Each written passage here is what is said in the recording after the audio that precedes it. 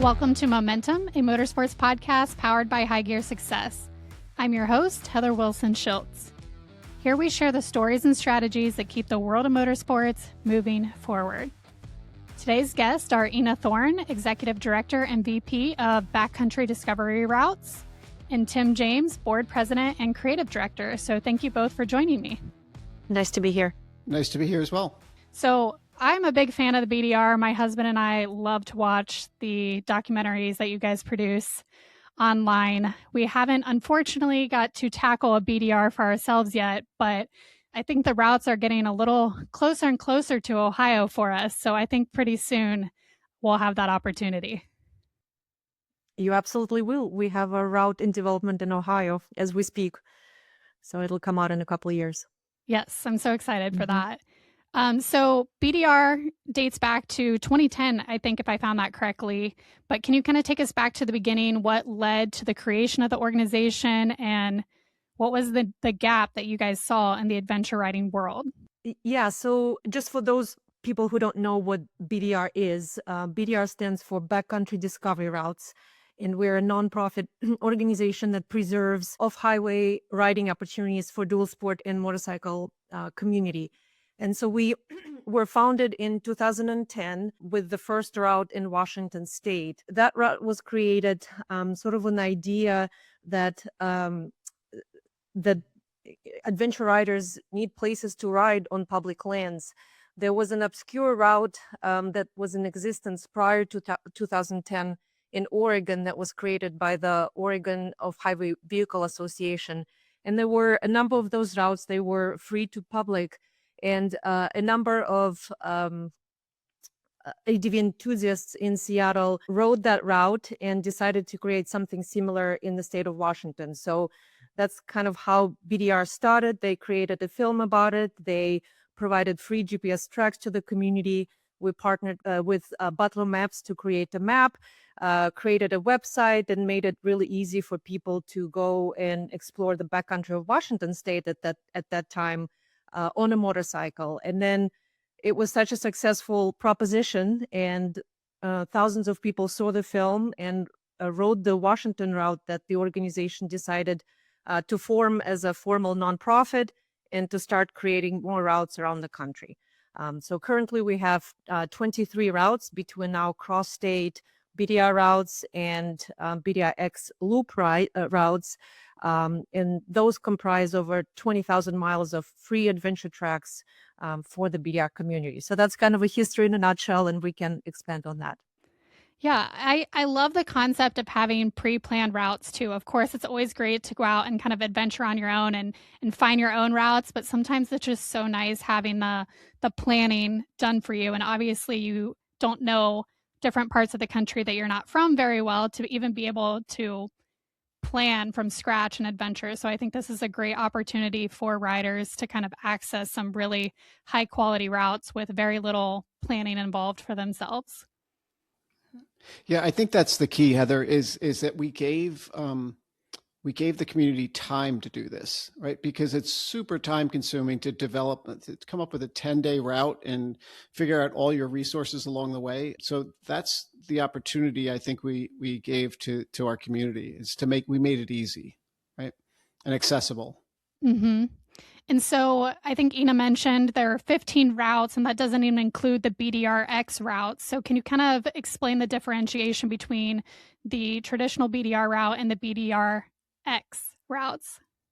Yeah, so the original concept for the BDR route was a cross-state route that was on public lands, including public roads, forest roads, BLM land, and remote backcountry roads, and trying to find the most beautiful parts of the country that you would not experience unless you were riding an adventure motorcycle. You know, it takes years to develop each route and stitching these routes together to create a cohesive route across the state. And then a few years ago, we developed a new concept of BDR-X routes. So these are shorter BDR-style loops that are logistically a lot easier to accomplish, where a cross-state BDR may take anywhere from 5 to 10 days. They are normally anywhere from 800 to 1,200 miles. You have to figure out like where, if you're trailering your bike there, leaving it at the beginning and then coming back. So logistically, it's a little bit more difficult and takes a lot more planning, where a BDR-X loop is either an adjacent loop to the existing route, or if a state, for example, does not lend itself to a cross-state adventure route, but there's an interesting area that we want to highlight for adventure riders, then this loop route concept really is the perfect concept, where people can join the loop anywhere. They could do it over the weekend. And it's just a much easier way to do a BDR that you can accomplish anywhere from 2 to 4 days. And also maybe a good trial run for those that maybe aren't used to significant multi-day rides, to do a BDR-X to start and get their feet wet. I think that's an excellent point, Heather. It's to do a 10-day adventure. If you've never done it before, it can be challenging, and getting out on a BDR-X, which could be anywhere from a 2 to a 4 day adventure, it definitely gets your feet wet and gives you a very good idea of what it looks like. So yeah, great point. Well, and depending on the type of adventure bike that you own too, may or may not lend itself well to a 10-day ride. So I have a KTM 690 Enduro. I could probably do a couple days on it. I've done a couple days on it, but 10 days on that seat, might be hurting a little bit. Well, then maybe just look at a different seat, because lots of people do it on those bikes. That's a perfect bike for BDR, for sure. Inna's been riding a Husky 701 for a number of years, which is essentially the same motorcycle, and she crushes it. Yeah. A different seat would probably be warranted for that many days. Yeah. KTM is famous for their 2x4 seats. Yeah, they're not super comfortable. So Inna mentioned this too, that these routes take sometimes years to develop. So what goes into like scouting, writing, revising them, and kind of validating the information? Is it staff from BDR that's doing that? Do you lean on partners in the community?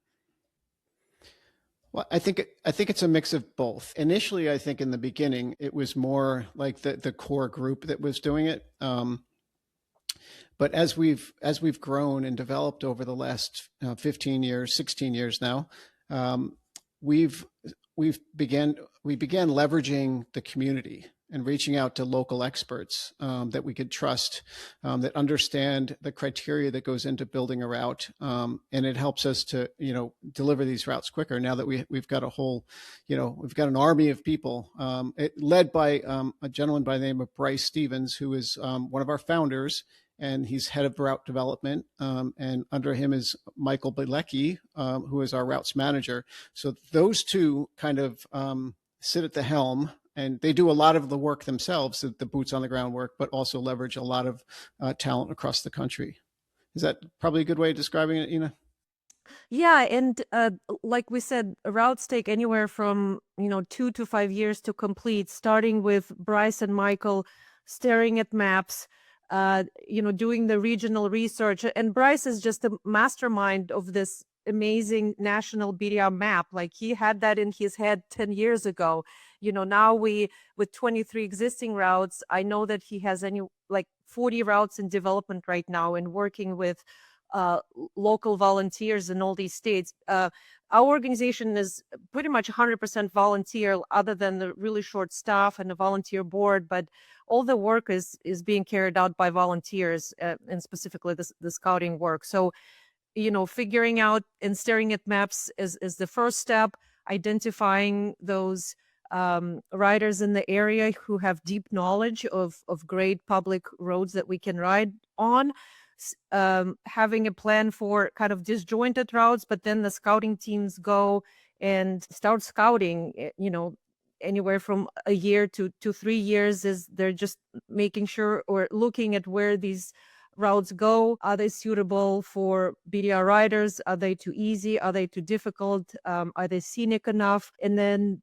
eventually making sure that, we have access to these roads, that they're all public. So, making sure that we kind of properly vet all the roads that we put on the final BDR route, and then we go and ride that route with a filming expedition with a variety of riders, bikes, skill levels.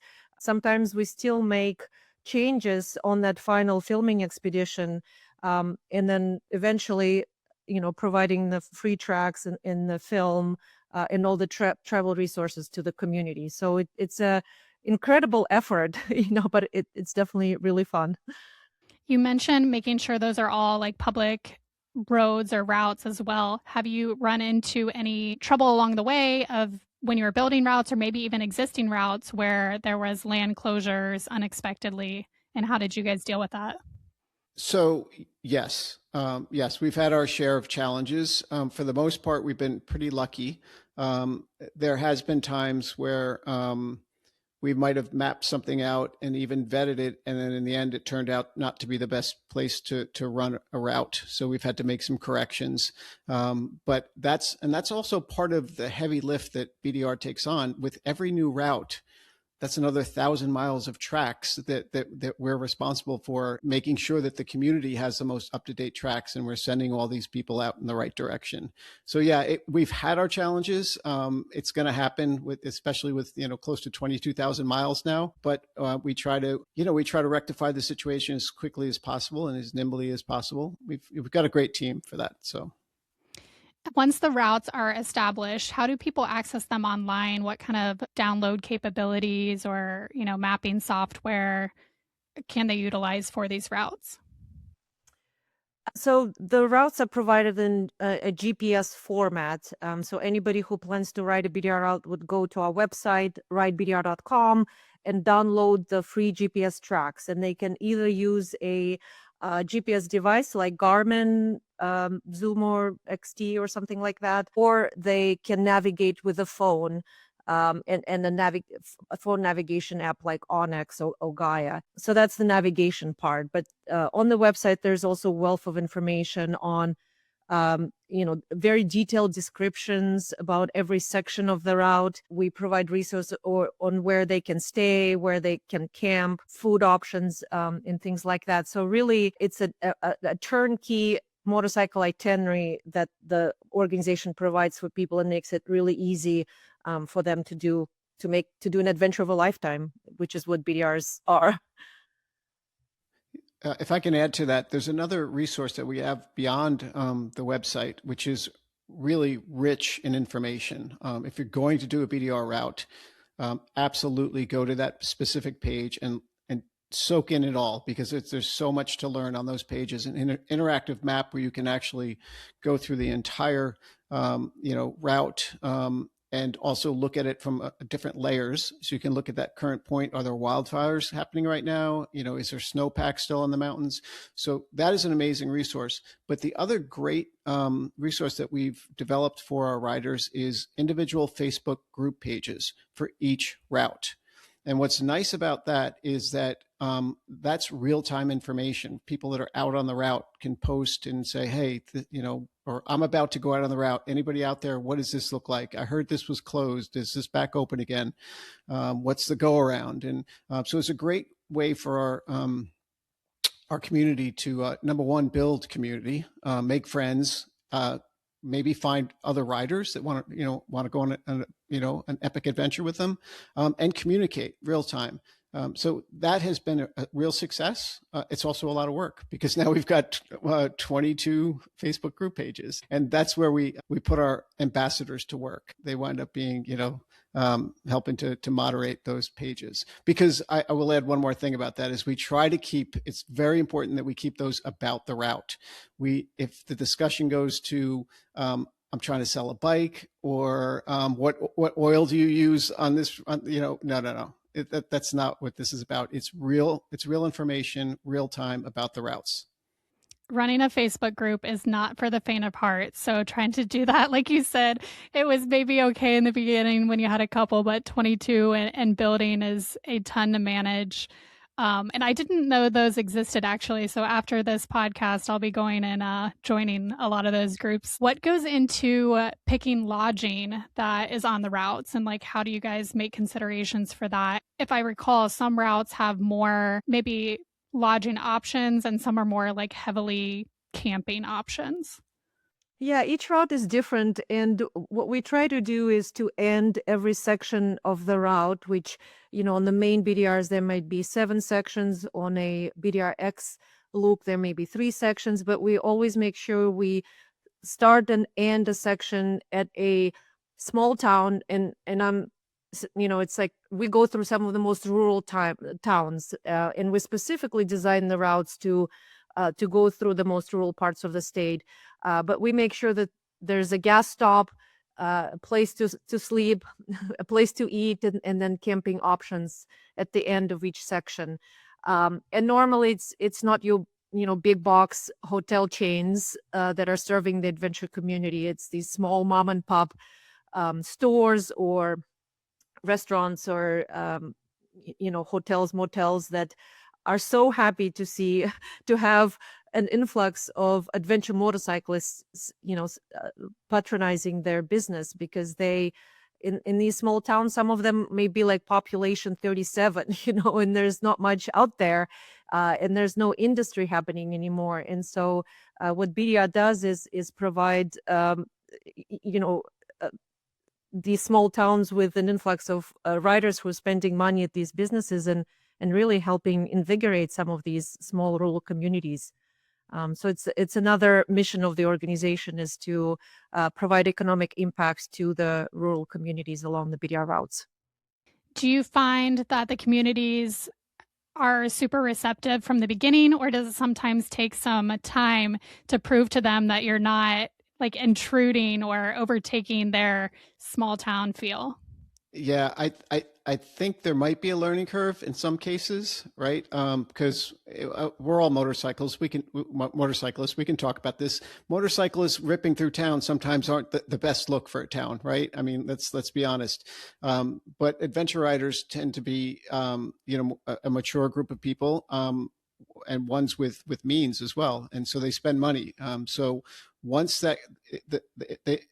that little town starts to hit a groove in the life cycle of the route, I think that they all kind of come around to that. Absolutely, 100%, bring it on. I mean, think about it, Heather.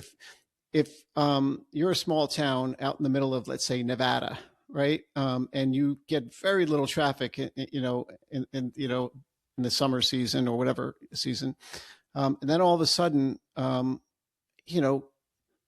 groups of 8 to 12 riders come in and book every room in your hotel, and they all fill up their gas tanks, and they all have breakfast and dinner, dinner that night, breakfast the next morning.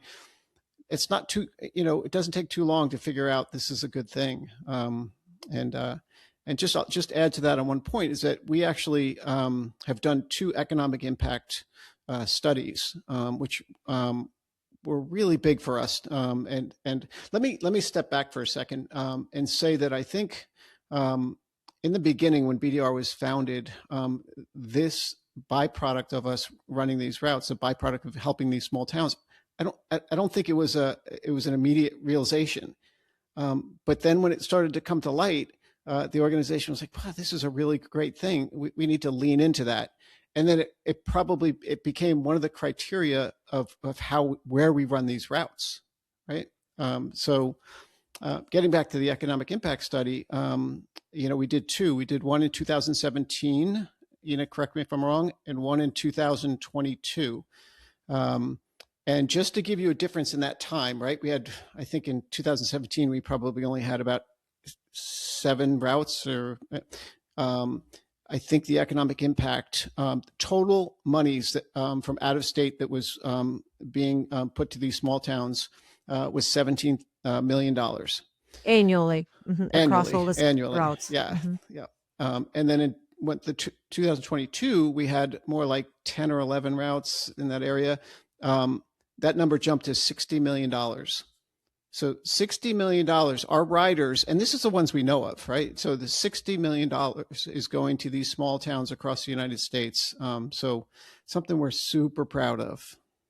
It's so great to kind of revitalize these communities and do it in such a positive way. And of course, motorcyclists love the scenery in a lot of these rural communities. So I think it's a really great partnership, and it just kind of naturally fits once you, like you said, get your groove, and they realize you're not a threat, and they get that maybe big bad biker image out of their mind and realize what adventure riders are, who they are. It's a good partnership.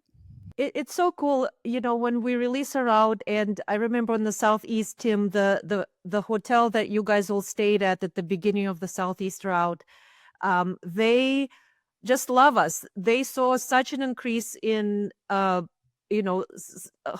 room sales that they actually started like a BDR rider package where if they know that it's the BDR riders that are booking the room, they have a special like gift package with water and chocolates and whatnot to welcome the riders, and they send us a check every year because they just are stunned that we're sending so many riders that are staying at that hotel. And same with the towns too. Like we had an incredible story of friendship with this town, Damascus in Virginia. That is at the end of the Southeast route and beginning of the Mid-Atlantic route, and they put up flags in the middle of the town, one with the arrow to Mid-Atlantic, one to Southeast, and they just see the impact, like a real impact that the BDR riders bring to the community. So they really embraced it. They're an amazing community. They actually now that we're intersecting those two really popular routes, they have since started an annual ADV festival. So they have a rally in town every year. So that's a case where a town completely embraced the opportunity. They're kind of an outdoorsy town. There's a bunch of trails that kind of go through there. Appalachian Trail goes through. There's another famous mountain biking trail that goes through. So they're already kind of leaned in that way. But the BDR, they just open arms. They love us, and we love them. So BDR is also known for the documentary films that accompany each route launch. Where did the idea for those films come from, and how important do you feel like it's been in storytelling and growing awareness for the routes in general? I think the films are one of the unique parts of the BDR. The founders, starting with the Oregon route, when they wrote the original route and created the film, and then got inspired and created the Washington route, the filming was always a big part of the BDR experience, because they realized that if the riders see what our scouting team experiences on the route, they would want to do it too. Not only are we showing the route itself and the challenges and landscapes, there's also personal stories of riders, and the films are really an inspiration to the community. They're free on YouTube, they're educational, and they show the true experience of the BDR. So I think it's a huge part of what we deliver to the community and how we inspire people to go and explore the backcountry of the US by motorcycle. It seems like it's also positively impacting dealerships and bringing them foot traffic, because I don't know if this idea came from the BDR team or the dealership community, but a lot of dealerships I've seen will host, the screenings and bring people in for, a community showing, like going to the movie theater, but in the dealership. So I think that's great for dealerships to bring foot traffic in and build that community once again. Yeah, it's this kind of perfect scenario that we've developed over the years, and that's we roll out one big route every year, our cross-state routes, and then currently we're doing that in 3 BDR-X's a year. That's our current cadence. But the big route always launches somewhere in late January or early February, and does a film tour throughout the country at dealerships. Some clubs will also do it. For us, that's our way of also giving back to the industry, because Heather, your family was in the motorcycle dealership business for a long time, right? I would imagine filling the showroom floor with about 100 riders in the middle of February is not a bad thing, right? So it's been a really good recipe for us to get the messaging out there, and for dealers to help drive sales for dealers, and help build a community for them, because it's not easy to get 100 excited adventure riders who are actively planning their motorcycle trip and looking for bikes and gear and service. And so it is such a great partnership with the OEMs and their dealerships to help them build their community. And some of these dealers, they've hosted films over the years. They might have started, 5 years ago with 30 people in the room, but then the next year it's 50 and then it's 100. And so I feel like we've really been a catalyst, not just for the industry and all the brands that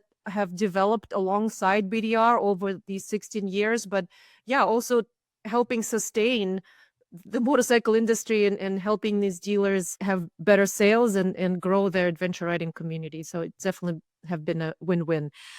For the BDR-X's, we don't do a film tour, but we do a live YouTube broadcast where on the release day, we do this live broadcast. We have special guests, route architects who kind of give behind the scenes information, how the route was created, some of the highlights of the route.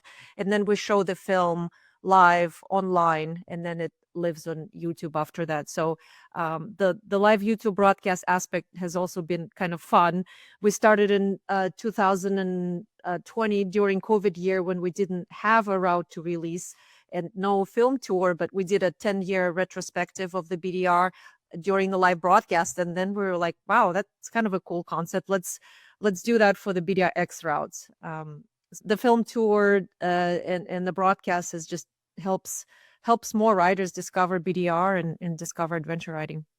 I remember watching that broadcast, and I feel like it was just last year. And so it's kind of scary to me how fast time passes. Yeah.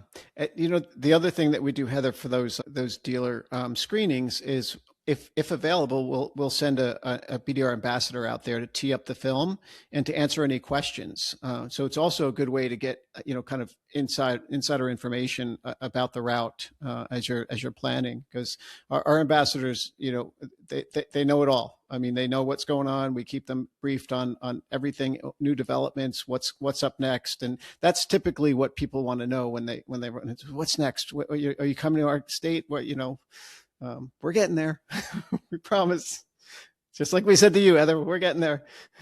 Tim and I were talking pre-recording too about the dealership landscape, and my parents owned a KTM and Husqvarna dealership here in Central Ohio for 48 years, and they just retired and sold the dealership last year. And that community piece, that engagement piece with your customers is so critical. That's the difference that I see between a lot of successful dealerships and dealerships that come and go, is really how much effort they're putting into going to events or hosting events or getting the community involved. Because just to have somebody walk in and purchase a motorcycle and walk out the door and not have any engagement with them ongoing, it just isn't a really great atmosphere or like an ongoing customer relationship. So the more that I feel like dealerships can leverage outside partners like BDR with these films or even other riding organizations in their area, I feel like, again, I'm a huge fan of collaboration in the industry whenever it can happen, and that we're all going to build a stronger industry and community working together. So I feel like these are just pieces that fit together naturally. Yeah, you couldn't be more on point with that, Heather. I've been in the marketing industry a long time as well, and specifically in motorcycles. And there's nothing more important than building a community for the dealership. So when dealerships kind of resist, doing a screening, I just scratch my head and say, you guys, see the light. This is, you get more people you get in the door, and the more networking you do, and the more you give back to the community, the more they're going to come in and buy their next motorcycle or get service there or buy parts. It's so simple. Mm-hmm. As far as like challenges that the organization faces when it comes to route development or land access or growth, is there anything that sticks out in your mind currently that you guys are running into, or is it kind of the same old, maybe small issues that you run into? No, I feel like there's new issues that are coming up now that we have grown into this nationwide movement. Our routes exist entirely on public lands and public roads, which is one of the things that is so unique about adventure motorcycling in the US. We just have access to incredible public lands, but the access is not guaranteed forever, right? And in fact, we've seen that recently when there was in Congress, there was a proposition to start selling off public lands for development, right? And the community, the public land user community, that some of these groups at some points may be on the opposite sides of the issue, but we all came together, the hunters, the fishermen, the hikers, the bicyclists, the motorcyclists, the OHV users, we all came together and defeated that proposition. So that was a huge goal. Or huge accomplishment for us. And not that, they're not going to try to do that again, but it was really incredible to see how the community of public users came together and, stood up for access to public lands. And I feel like in the future, this is going to be our fight. We recently, we're trying to make a concerted effort to partner with other organizations who fight for access, specifically the American Motorcycle Association, AMA. In fact, we've had a couple issues that we worked with them on and won, but this fight is just going to intensify into the future. And so that's one of our goals, is make sure that we stay on top of all the issues that are happening, which there's so many. And, we don't have, I guess, the experience to be the boots on the ground. We do, as a board, decided that we want to invest more in our access and advocacy efforts and partnering more with organizations like AMA. But we just need to remember that, if we want future generations to have access to public lands, like, we're going to have to fight for it more and more. Advocacy is a very complex landscape. I kind of dabble in that a little bit. I sit on a lot of off-road and trail committees here in Ohio. But I mean, the acronyms, the jargon, all the government stipulations, how funding works. I mean, it gets very, very complicated very quickly for the average person. Yeah. And that's one of the reasons that we're forming a very much tighter bond with that organization, because they do have that in-depth knowledge of that process and can bring, situations to light for us. And then we've got our community, that we've got the big megaphone, right? So as do they. So it's kind of a perfect marriage, right? And so that's been evolving over the last couple of years. I sit on a committee at the AMA as well, a subcommittee of their board for the recreational riding. So we kind of share knowledge, and it's a great opportunity for us to expand that relationship. Yeah, absolutely. The more people that you can bring together to have those conversations, the more work and attention that we can give to those issues, for sure. Want to take a look ahead to see what projects and routes you guys are currently working on. It sounds like there's a lot going on in the background, more than I would have even guessed. But what are some of the immediate projects that people will be seeing in maybe the next year or two? Yeah, I mean, our goal is to expand the network of BDR routes across North America and beyond. So we've just released Montana. The next route that's coming out will be the Ozarks BDR-X on April 2nd. We'll be releasing that during the live broadcast. After that, we have Adirondacks in New York in May. That release will happen at the Americade rally, and it'll be a YouTube broadcast. And then I think we'll probably release the Hells Canyon, Idaho BDR-X route towards the fall. And then we're filming tons of routes this year. And like Tim mentioned, the cadence will be 1 main route and 3 BDR-Xs a year. We're also working on routes in Canada with the local Canadian riders. And man, Bryce has 30, 40 BDR-X loops that are in the works. So it's a lot. Yeah, he's the mad scientist of mapping. I swear, we were at a board retreat a couple of years ago, and at that time we were doing 1 big route and 1 BDR-X a year, and he proposed, guys, we got to do more. We got to do more. We got to deliver more. And he whips out this spreadsheet that I swear it was like 6 feet long of where he wants to do the next routes. And I think we all just looked at each other. And during that session, we decided that the new cadence would be those 1 and 3 a year, which the same amount of people. So, that's a good point to make, is that it put an extra load on BDR and all of our staff and our volunteers. But we're going to do it. We're going to do it. But it was funding first, right? I think we talked about, because an important part of the puzzle here is funding. We we're a nonprofit organization, and our funding comes from, correct me if I'm wrong here, if it's still around, it's about 90% of our funding comes from the community. And that often takes people by surprise because they think that it's coming from the sponsors, and the sponsors are very generous. Don't take this the wrong way. But the truth of the matter is that it only accounts for about 10% of our overall fundraising. So that's amazing. It comes from the individuals who ride our routes or want to ride our routes. In order to create more routes, we need more funding. And so it's like throughout the year, not only we create and mastermind the routes, but we're always thinking like, how can we raise more money? And thankfully we have been so lucky that the community has been supporting BDR year after year, right? Because anybody who rides a BDR, they have such incredible experience, like a life-changing experience. And sometimes they ride with friends. Like we have group of guys or girls who every year they plan a ride on the new route that was released, or sometimes it's like they do 2 BDRs a year and that's their vacation for the year.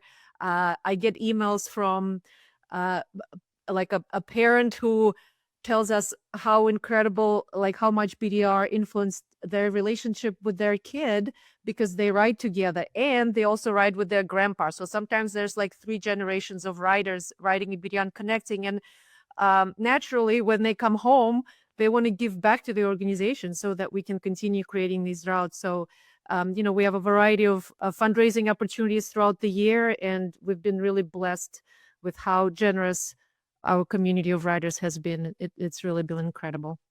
And I think the organization, at least a few years, has given away a motorcycle as part of that fundraising effort. And I have not won it yet, darn it, but I have tried a couple times. So yeah, the bike sweepstakes is just one of the ways we raise money. It's a big chunk of our fundraising for the year. We also have our supporter program where not only you donate to BDR, you get discounts and gifts in return. We have our annual fundraiser ride. This year it's coming up in Southern California in May. What else, Tim? We've got. I can't believe you're not going to mention your holiday auction, which let me tell you how hard Inna and her team works on to put together the holiday auction, which happens every December, and it's a website full of items and packages, either experiences or accessories or you name it, all different types of things to bid on. And she crushed it this year. Crushed it. I was just looking at some of the swag on the website before this call. And do you have an entire merch store? Because my husband was, I was telling him that I was going to interview you guys, and he was like, I'd like a BDR hat and a sweatshirt. And I was like, oh, would you? And I'm wondering if you guys have that on your website so I can go buy it for his birthday or something. 100%. And that's another way that we fundraise is that, and that's something we started a couple of years ago with a couple of items, and it has grown to be a significant part of our income. So yeah, we got some really good stuff and new items. Go check it out. Yeah, merch, but the big part of the store, of course, is the BDR maps that we produce. Maps, of course. Yeah, so it's a big chunk of our fundraising for sure is the store. Yeah, I think, well, I can't remember the number, maybe you can, but when we launched Montana about a month ago, I can't remember how many maps we sold that day, but it was like an unreal number of maps. It was crazy. So people actually, they wait for that launch date, and they, To kind of wrap things up for today, if somebody is listening and they're inspired to go ride a BDR, what quick advice would you give them for getting started and really making sure that they have a great experience? Mm-hmm. I mean, I would say go to our website, ridebdr.com. That is the foundation of all the resources that we provide to the community. Decide on what route you would like to do. We have a really cool digital map on the website, so you can see where there's the closest route in proximity to you. And then download the free tracks, study all the travel resources, buy the map, watch the documentary film. And then if you're a completely new rider, I would say take an off-road training course and practice riding with the fully loaded bike on a, maybe a couple days or an overnight trip, because it's one thing to train on a small dirt bike on the off-road course, but it's a completely different thing when you load your bike with all your camping gear if you're camping, and then you ride for 10 days straight, day after day after day. So you need stamina to do the routes. You need to make sure you can navigate safely in the backcountry. So figuring out your navigation app or unit, and knowing how to upload the tracks and work with tracks. So that's really important. Making sure you have an emergency plan or some kind of emergency beacon, or what do you do if you had an accident in the backcountry? Don't ride by yourself. We always say, make sure you have some riding buddies. Other than that, it's really accessible. So the other thing I might suggest, if you're kind of on the fence of doing this on your own, you've never done it before, we have some partners and touring partners and rental companies that will actually do tours on our motorcycles, and sometimes they even offer a training tour. So it's kind of a good way to do it. And the point that Inna made about doing it with a loaded motorcycle, it makes a big difference. And most of the schools, that you can get training, they don't train with loaded motorcycles, right? So getting some field experience on that, I think, is really good, because the motorcycles handle differently when they're weighed down, right? So. Yeah, absolutely. Great advice. And thank you, Inna and Tim, for joining me today. And thanks to everybody for tuning into Momentum. This has been a production of High Gear Success. If you want to connect or recommend a guest, head to MomentumMotorsportsPodcast.com. Until next time, keep the momentum rolling.